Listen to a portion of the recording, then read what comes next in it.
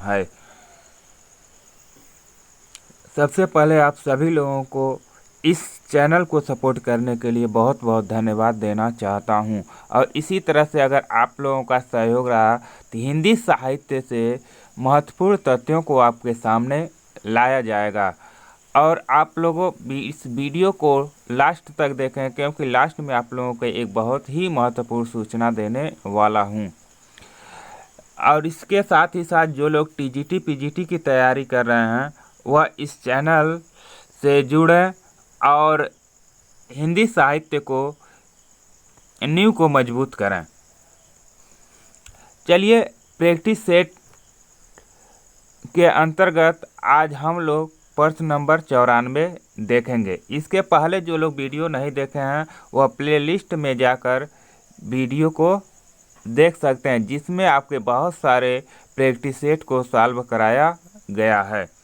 चलिए, आज का इस वीडियो का पहला प्रश्न आपके सामने है। आपको बताना है हिंदी शब्दानुशासन नामक व्याकरण ग्रंथ के रचयिता हैं। बताइए कि हिंदी शब्दानुशासन यह एक व्याकरण ग्रंथ है। कैसा ग्रंथ है? व्याकरण ग्रंथ है। इसके रचयिता कौन हैं? कामता प्रसाद गुरु हैं, धीरेन्द्र वर्मा हैं, किशोरी दास वाजपेयी हैं या भोलानाथ तिवारी हैं। बताइए इस प्रश्न का सही जवाब क्या होगा। तो आपको पता होना चाहिए हिंदी शब्दानुशासन किशोरी दास वाजपेयी की रचना है। किसका रचना है? किशोरी दास वाजपेयी की रचना है। अगर आपसे हिंदी को हटा दिया जाए, पूछा जाए कि शब्दानुशासन किसकी रचना है, तो आप बताइए यह शब्दानुशासन किसका रचना है। तो जो शब्दानुशासन है यह हेमचंद्र का रचना है। किसका रचना है? इनका रचना है। इसका एक अन्य नाम हेमचंद शब्दानुशासन भी कभी कभी पूछा जाता है। तो हेमचंद शब्दानुशासन अगर लिखा है तो उससे भी आप पहचान सकते हैं हेमचंद का है। अगर शब्दानुशासन पूछा जाए तो आपका हेमचंद का, अगर हिंदी शब्दानुशासन पूछा जाए तो किशोरी दास वाजपेयी जी का यह रचना है। कौन सा रचना है? व्याकरण ग्रंथ है। चलिए, प्रश्न नंबर 95। रहस्यवाद का संबंध किस काव्य धारा से है? आपको बताना है कि रहस्यवाद का संबंध किस काव्य धारा से है। प्रगतिवाद से है, प्रयोगवाद से है, छायावाद से है या नवगीत से है। आपको इसी तरह से सॉल्व कराया जाएगा और उसमें जो महत्वपूर्ण तथ्य रहेंगे उसके बारे में भी आपको बताया जाएगा, जिसके लिए आप इस चैनल से जुड़ें और अपने तैयारी को और ही बेहतरीन करें। बताइए कि रहस्यवाद का संबंध किस काव्यधारा से है। तो आप सभी लोगों को पता होना चाहिए कि जो रहस्यवाद का संबंध है वह छायावाद से है। किससे है? छायावाद युग से इस काव्यधारा का संबंध है। और यह भी पूछा जाता है कि छायावाद में सबसे अधिक रहस्यवाद से संबंधित कौन लेखक या लेखिका हैं। तो बताइए छायावाद में सबसे अधिक रहस्यवाद किसमें पाया जाता था। तो आपका सही जवाब होगा महादेवी वर्मा, जिन्हें आधुनिक युग की मीरा भी कहा जाता है। इनका जन्म कब हुआ था? इनका जन्म 1907 ईस्वी को फर्रुखाबाद में हुआ था। ये छायावाद में सबसे अधिक रहस्यवादी कवियत्री मानी जाती हैं। चलिए अगला बताइए, प्रश्न नंबर 96। आपको आरोही कालक्रम में व्यवस्थित करना है। इसमें कुछ वाद दिए गए, उस वाद को आप लोगों को आरोही क्रम में लिखना है। बताइए कौन सा सही जवाब होगा। प्रगतिवाद, प्रयोगवाद, छायावाद या नवगीत। इसमें बताइए कौन सा सबसे पहले युग आता है। तो आधुनिक युग को बताइए इसमें कौन सा पहले आएगा। आधुनिक युग में से आपको पता होना चाहिए सबसे पहले क्या आता है? भारतेंदु युग। क्या आता है? भारतेंदु युग सबसे पहले आता है। उसके बाद आपका आता है द्विवेदी युग। क्या आता है? द्विवेदी युग। द्विवेदी युग के बाद आपका छायावाद युग आता है। क्या आता है? छायावाद युग आता है। उसके बाद प्रगतिवाद युग आता है। उसके बाद प्रयोगवाद युग आता है। उसके बाद नवगीत आता है। इस तरह से आपका बी ऑप्शन सही जवाब होगा। पहले भारतेंदु युग, उसके बाद द्विवेदी युग, उसके बाद छायावाद युग, उसके बाद प्रगतिवाद युग, उसके बाद प्रयोगवाद, उसके बाद नवगीत आता है। तो आपका सही जवाब बी हो जाएगा। प्रश्न नंबर 97 बताइए, इसका सही जवाब क्या होगा। अगर वीडियो में किसी भी प्रकार का अगर कोई दिक्कत आता है तो आप ज़रूर बताएंगे, जिससे हमें पता चलेगा कि क्या कमियां हो रही हैं, या आवाज़ आ रहा है या नहीं आ रहा है, कोई भी त्रुटि हो रहा है किसी भी प्रकार का, तो आप कमेंट बॉक्स में ज़रूर बताएं। अगला बताइए, पथ के साथी की रचना विधा है। पथ के साथी की रचना विधा क्या है। तो सबसे पहले आपको पता होना चाहिए पथ की साथी या रचना किसका है। तो यह रचना है महादेवी वर्मा का। किसका है, महादेवी वर्मा जी का है। और इसकी विधा क्या है, तो यह बताइए कि इसकी विधा क्या है। आत्मकथा है, संस्मरण है, रेखाचित्र है, या जीवनी है। पथ के साथी महादेवी वर्मा जी का क्या है, संस्मरण है। क्या है, संस्मरण है। प्रश्न नंबर 98 बताइए, मधुशाला किस प्रकार की रचना है। आपको बताना है कि मधुशाला किस प्रकार की रचना है। हालवादी रचना है, छायावादी रचना है, प्रगतिवादी रचना है, या प्रयोगवादी रचना है। तो बताइए कि मधुशाला किस प्रकार की रचना है। यह भी पता होना चाहिए कि मधुशाला किसकी रचना है। तो मधुशाला हरिवंश राय बच्चन जी का रचना। किसका है, हरिवंश राय बच्चन जी का रचना है। यह कैसी रचना है, तो यह हालावादी रचना है। कैसी रचना, हालावादी रचना। आपसे पूछा जाता है हालावाद के प्रवर्तक कौन है, तो इसके प्रवर्तक भी बच्चन जी हैं। हालावाद के प्रवर्तक बच्चन जी हैं। मधुशाला कैसी रचना है, तो मधुशाला हालावादी रचना है। अगला बताइए, प्रश्न नंबर 99। आपको बताना है कि अंधेर नगरी नामक नाटक के रचयिता का नाम है।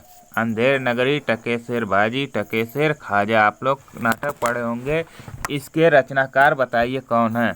मोहन राकेश हैं, भारतेंदु हरिश्चंद्र जी हैं, राम कुमार वर्मा हैं, या हरिकृष्ण प्रेमी जी हैं। तो अंधेर नगरी नामक नाटक के रचयिता भारतेंदु हरिश्चंद्र जी हैं। इन्होंने बहुत सारे नाटक लिखे हैं। यह एक नाटककार के साथ साथ श्रेष्ठ कवि, निबंधकार, कहानीकार भी थे। अगला बताइए, इनमें से कौन सा नाटक मोहन राकेश का है। आधे अधूरे है, आषाढ़ का एक दिन है, या लहरों के राजहंस है, या यह सभी है। तो मोहन राकेश का आधे अधूरे नाटक भी है, आषाढ़ का एक दिन नाटक भी है, लहरों के राजहंस नाटक भी है। इस तरह से यह सभी नाटक किसका है, मोहन राकेश का है। अगला बताइए, प्रश्न नंबर 101। बिहारी रत्नाकर के रचयिता हैं। आपको बताना है कि बिहारी रत्नाकर के रचयिता कौन हैं। बिहारी जी हैं, जगन्नाथ दास रत्नाकर जी हैं, पदम सिंह शर्मा जी हैं, या लाला भगवान दीन हैं। तो बिहारी रत्नाकर के रचयिता जगन्नाथ दास रत्नाकर हैं। कौन है, जगन्नाथ दास रत्नाकर हैं। बिहारी को क्या कहा जाता है, जगन्नाथ को बिहारी भी कहा जाता है। तो इस तरह से बिहारी रत्नाकर जगन्नाथ रत्नाकर जी हैं। अगला बताइए, बहुत ही इम्पोर्टेंट प्रश्न जो सभी परीक्षाओं में पूछा जाता है, संसद से सड़क तक। आपको बताना है संसद से सड़क तक किस कवि की कृति है। दुष्यंत कुमार का है, धूमिल का है, केदारनाथ अग्रवाल का है, या सर्वेश्वर दयाल सक्सेना का है। तो संसद से सड़क तक क्या है, धूल ही धूल है। तो इस तरह से याद रख सकते हैं, संसद से सड़क तक धूल ही धूल है। धूल से धूमिल जी हैं। इनका पूरा नाम क्या था, सुदामा पांडे धूमिल इनका पूरा नाम था। प्रश्न नंबर 103 बताइए, इनमें से ज्ञानपीठ पुरस्कार से सम्मानित कृति कौन सी नहीं है। आपको बताना है कि कौन सी ज्ञानपीठ पुरस्कार से सम्मानित रचना नहीं है। उर्वशी नहीं है, चिदम्बरा नहीं है, कामायनी नहीं है, या यामा नहीं है। तो ज्ञानपीठ पुरस्कार से संबंधित रचना कौन सी नहीं है, कामायनी नहीं है। यह किसकी रचना है, जयशंकर प्रसाद जी की रचना है। किसका है, जयशंकर प्रसाद जी का रचना कामायनी है। और उर्वशी के लिए भी ज्ञानपीठ पुरस्कार मिला था। यह किसकी रचना है? तो यह रामधारी सिंह दिनकर जी की रचना है। कब मिला था? तो 1972 को। कब ज्ञानपीठ पुरस्कार मिला था? तो 1972 को उर्वशी के लिए दिनकर जी को ज्ञानपीठ पुरस्कार मिला था। चिदम्बरा सुमित्रा नंदन पंत जी का है। किसका है? सुमित्रा नंदन पंत जी का है। इनको 1982 में ज्ञानपीठ पुरस्कार, सॉरी, इसमें इनको 1968 में। कब मिला था? 1968 में ज्ञानपीठ पुरस्कार मिला था। किसको? पंत जी को। किसके लिए? चिदम्बरा के लिए। और 1982 में यामा के लिए महादेवी वर्मा जी को ज्ञानपीठ पुरस्कार मिला था। इस तरह से इन सभी ज्ञानपीठ पुरस्कार से सम्मानित रचनाएं किसी न किसी रूप में आपसे पूछा ही जाता है। अगला बताइए प्रश्न नंबर 104। कामायनी में कितने सर्ग हैं? अभी आप देखे हैं कामायनी जयशंकर जी का रचना है। अब आपको बताना है कि इसमें कितने सर्ग हैं। 10 हैं, 12 हैं, 18 हैं या 15 हैं। तो कामायनी में 15 सर्ग हैं। कितने सर्ग हैं? 15 सर्ग हैं। जिसमें आपसे पूछा जाता है कामायनी का प्रथम सर्ग क्या है। तो आपसे अगर प्रथम सर्ग पूछा जाए तो इसमें आपका प्रथम सर्ग क्या हो जाएगा? चिंता। प्रथम सर्ग क्या है? चिंता। और पूछा जाता है अंतिम सर्ग क्या है? तो अंतिम सर्ग आपका आनंद है। इसमें 15 सर्गों का नाम भी आपको याद होना चाहिए, क्योंकि कभी कभी इनके नाम को क्रम रूप में, क्रमबद्ध रूप से लिखने के लिए दिया जाता है। अगला बताइए इनमें से कौन सा भाव संचारी भाव नहीं है? बताइए कि कौन सा संचारी भाव नहीं है। चिंता नहीं है, व्याधि नहीं है, भय नहीं है या अपस्मार नहीं है। बताइए इसमें से सही जवाब क्या होगा। आपको यह भी पता होना चाहिए कि संचारी भावों की संख्या कितनी होती है? 33 होती है। कितनी होती है? 33 होती है। एक प्रश्न आपसे और पूछा जाता है कि 34वां संचारी भाव किसने माना है? तो 34वां संचारी भाव किसने माना है? तो देव ने माना। किसने माना है? देव ने माना है। 34वां संचारी भाव कौन सा है? तो आप बताएंगे छल। क्या है? छल है आपका 34वां संचारी भाव है।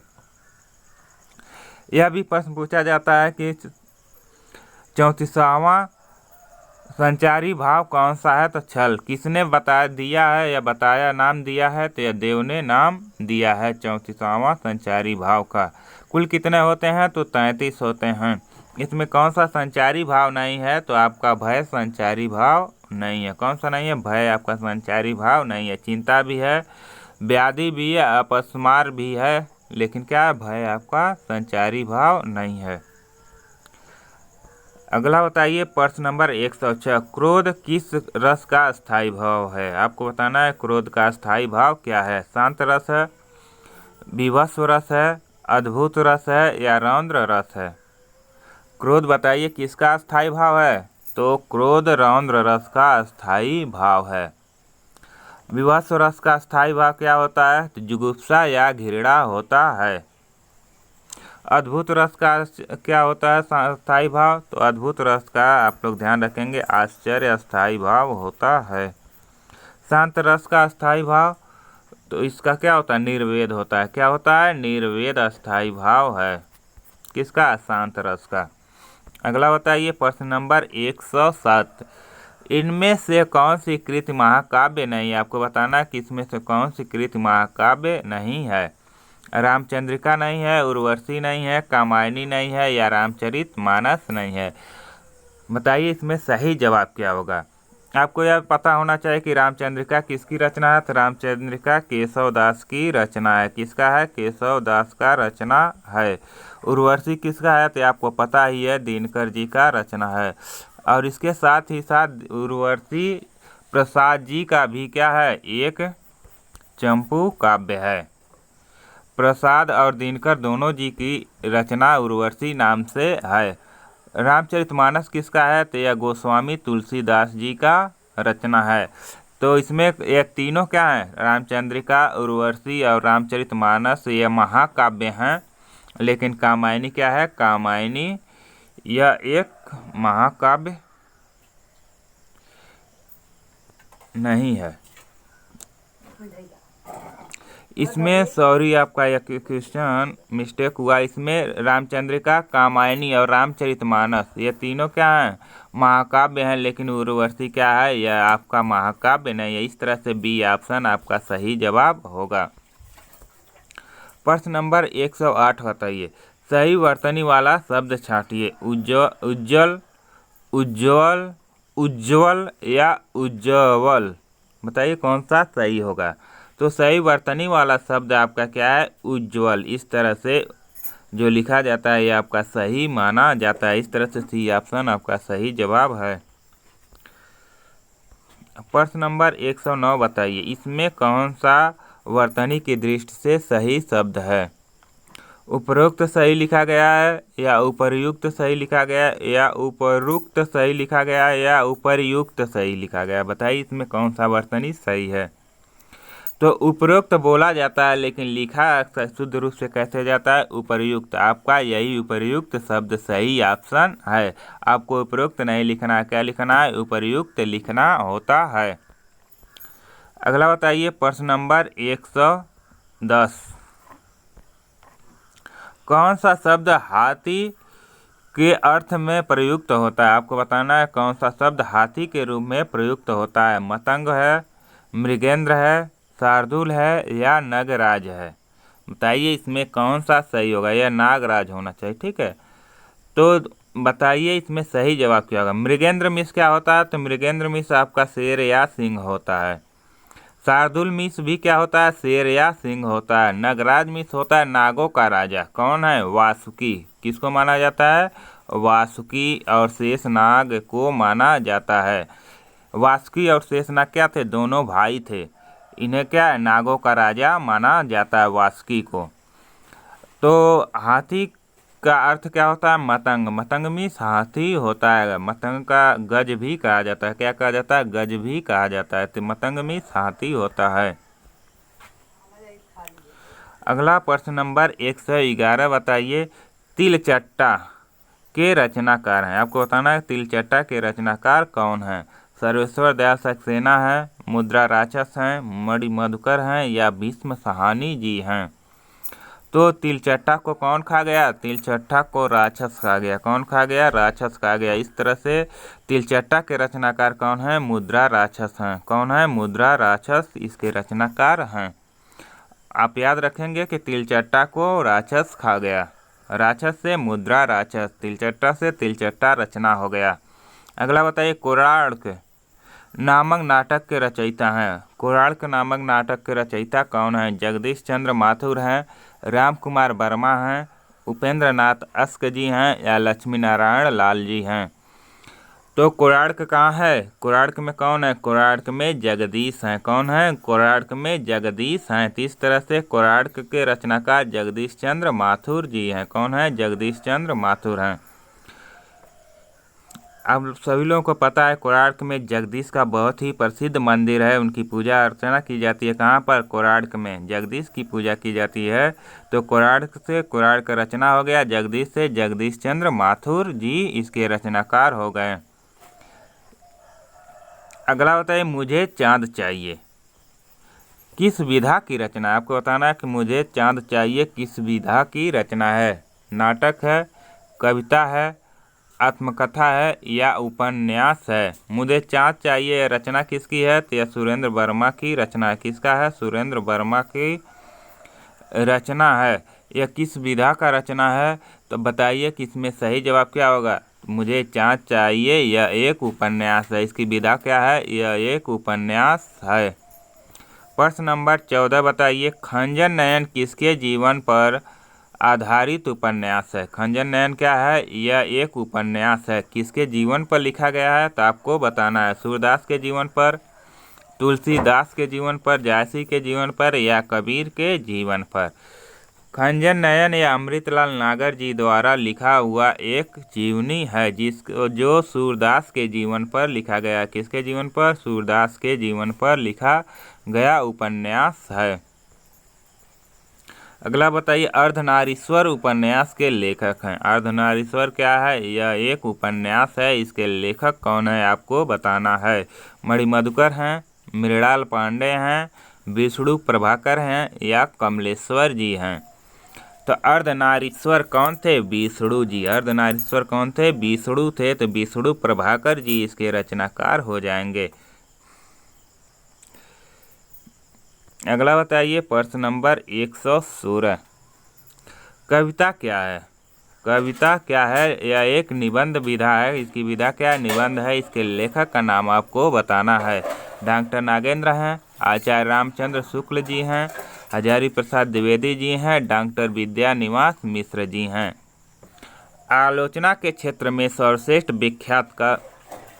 विख्यात रामचंद्र शुक्ल जी इसके क्या हैं? लेखक माने जाते हैं। कौन है? आचार्य रामचंद्र शुक्ल जी। इन्होंने कहा कविता क्या है? यह एक निबंध लिखा गया है। अगला बताइए प्रश्न नंबर 117। जंगल गाथा। आपको बताना है जंगल गाथा किस हिंदी कथाकार की कृति है? आपको बताना है कि जंगल गाथा किसका कृति है। दूधनाथ सिंह का है, अमरीश राय का है, नमिता सिंह का है या शीतांशु भारद्वाज जी का है? तो बताइए इसमें सही जवाब क्या होगा।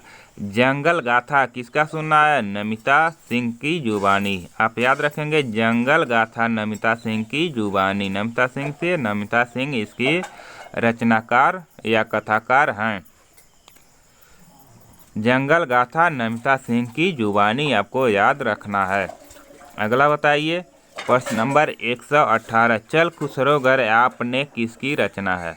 आप लोग सुने होंगे चल खुसरो घर आपने, यह किसकी रचना है? यह एक रचना है। बताइए किसका रचना है? भट्टरोही का है, शिव प्रसाद सिंह का है, उषा प्रियवदा का है या मिथिलेश्वर का है? तो चल खुसरो घर आपने मिथिलेश्वर का रचना है। किसका रचना है? मिथिलेश्वर का रचना है। अगला बताइए समानांतर कहानी के प्रवर्तक हैं। आपको बताना है कि समानांतर कहानी के प्रवर्तक कौन हैं? कमलेश्वर हैं, महीप सिंह हैं, मोहन राकेश हैं या राजेंद्र यादव हैं? तो समांतर कहानी के प्रवर्तक कौन माने जाते हैं? कमलेश्वर हैं। इसे कैसे याद रखेंगे? आप लोग देखे होंगे कि जो कमल का फूल होता है उसकी क्या होती हैं? जो पंखुड़ियाँ होती हैं, ये पंखुड़ियाँ सभी क्या होती हैं? लगभग समान होती हैं। क्या होती हैं? समान होती हैं। तो यहाँ देख रहे हैं कमल की पंखुड़ियाँ जो होती हैं समान होती हैं, तो आप रखेंगे समान से समानांतर, और कमल की पंखुड़ियाँ कमल से कमलेश्वर। तो समांतर कहानी के प्रवर्तक कौन है? कमलेश्वर हैं। और आपको यह भी पता होना चाहिए महीप सिंह किसके प्रवर्तक है? तो महीप सिंह कहानी के प्रवर्तक है। सचेतन कहानी के प्रवर्तक कौन है? महीप सिंह हैं। इसे भी याद रखेंगे। अगला बताइए प्रश्न नंबर 120। कौन सा उपन्यास हजारी प्रसाद द्विवेदी जी का है? बताइए इसमें से कौन सा उपन्यास है जो हजारी प्रसाद द्विवेदी जी का है? राग दरबारी है, चारुचंद्र लेख है, अंधेरे बंद कमरे है या गुनाहों का देवता है? बताइए इसमें कौन सा उपन्यास हजारी प्रसाद द्विवेदी जी का है? तो हजारी प्रसाद द्विवेदी जी का उपन्यास चारुचंद्र लेख है। कौन सा है? चारुचंद्र लेख है। नामदास का पोथा भी इनकी रचना है। आपको यह पता होना चाहिए कि राग दरबारी किसका रचना है? तो यह श्री लाल शुक्ल जी का रचना है। किसका है? श्री लाल शुक्ल जी का रचना राग दरबारी है। अंधेरे बंद कमरे किसका रचना है? तो यह मोहन राकेश का रचना है। किसका है? मोहन राकेश का रचना है। गुनाहों का देवता किसका रचना है? तो यह धर्मवीर भारती का रचना है। प्रश्न नंबर 121 बताइए कादम्बरी के रचयिता हैं। आपको बताना है कि कादम्बरी के रचयिता कौन हैं? तो कादम्बरी के रचयिता श्री हर्ष हैं, भारवी हैं, दंडी हैं या बाढ़ भट्ट जी हैं? तो कादम्बरी के रचयिता कौन हैं? बाढ़ भट्ट जी हैं। कौन हैं? बाढ़ भट्ट जी हैं। प्रश्न नंबर 122 बताइए इनमें से आंचलिक उपन्यासकार कौन हैं? आपको बताना है कि आंचलिक उपन्यासकार कौन हैं? वृंदावन लाल वर्मा हैं, फणीश्वर नाथ रेणु हैं, प्रेमचंद्र जी हैं या कमलेश्वर हैं? आपको पता है कमलेश्वर क्या है? समानांतर कहानी के प्रवर्तक हैं। प्रेमचंद्र को सम्राट उपन्यास सम्राट भी कहा जाता है। क्या कहा जाता है? उपन्यास सम्राट भी कहा जाता है। वृंदावन लाल वर्मा ये क्या हैं? ये ऐतिहासिक कहानीकार हैं। ये क्या हैं? ऐतिहासिक कहानीकार हैं। और आंचलिक उपन्यासकार फणीश्वरनाथ रेणु जी हैं। इस तरह से बी ऑप्शन आपका सही जवाब हो जाएगा। आपसे पूछा जाता कि आंचलिक उपन्यासकार कौन है, तो फणीश्वरनाथ रेणु जी। हिंदी का प्रथम आंचलिक उपन्यास कौन है, तो मैला आंचल है। कौन सा है? मैला आंचल है। इसके रचनाकार कौन है, तो रेणु जी हैं। प्रश्न अगला देखिए, प्रश्न नंबर 123। काशी का 80 नामक उपन्यास के लेखक हैं। आपको बताना है कि काशी का 80 नामक उपन्यास के लेखक कौन है। काशी में कौन बताइए? रमेश चंद्र शाह हैं, शिव प्रसाद सिंह हैं, काशीनाथ सिंह हैं या गिरिराज किशोर जी हैं। तो काशी का 80 उपन्यास के लेखक काशीनाथ सिंह हैं। कौन है? काशीनाथ सिंह हैं। अगला होता है ये प्रश्न नंबर 124। जयशंकर प्रसाद का अंतिम नाटक कौन सा है? आपको बताना है कि जयशंकर प्रसाद का अंतिम नाटक कौन सा है। इन्होंने बहुत सारे नाटक लिखे हैं, जिसमें से अंतिम नाटक कौन सा है बताइए? विशाख है, स्कंदगुप्त है, ध्रुवस्वामिनी है, जन्मेजय का नागयज्ञ है। ये सभी रचनाएं किसकी हैं? जयशंकर प्रसाद जी की हैं। इसमें इनका अंतिम नाटक कौन सा है, तो बताइए इसका अंतिम नाटक क्या है? तो आपका सही जवाब हो जाएगा ध्रुवस्वामिनी जयशंकर प्रसाद का अंतिम नाटक है। प्रश्न नंबर 125 बताइए।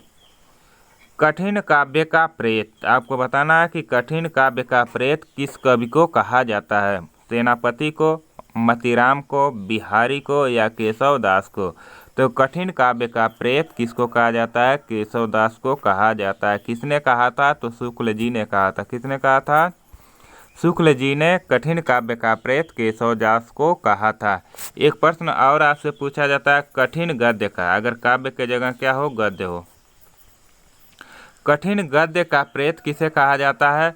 तो आपको पता होना चाहिए अज्ञेय जी को। सच्चिदानंद हीरानंद व सैन अज्ञेय जी को कठिन गद्य का प्रेत कहा जाता है। कठिन काव्य का प्रेत केशव दास को कहा जाता है।